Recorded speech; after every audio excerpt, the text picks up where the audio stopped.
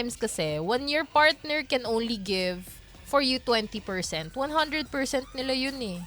'Di ba? So, ikaw dun sa 80 muna. There will be days talaga. Kumbaga saluhan. Saluhan siya. Correct. Tama Kasi yung that should termos. be the partnership, Oo. diba? Parang I'll be the 80 to your 20 on the days na 20 lang yung kaya mong ibigay. Kasi may mga araw ka vibes, 'di ba, na yung 20% na yun na yung 100 mo, wala ka na Correct. mabubugay.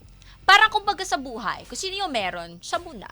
Oo. Diba? Kung sino yung may Yes. kailangan muna, yun muna yung tulungan mo. Oo. Diba? Kasi yung nandun yung intention eh. Correct. Bakit mo ba kasi pinapakita yung ganong effort? Kasi Dahil- mahal mo yung tao. Dahil ba mahal mo yung tao o dahil may ine-expect ka sa Diba? kanya in return? Yun ang tanong So, sa the sarili intention behind your actions, I think yun yung magandang i-reflect. Kasi totoo, yes, hindi maganda na puro ikaw lang. Naman, syempre, di ba?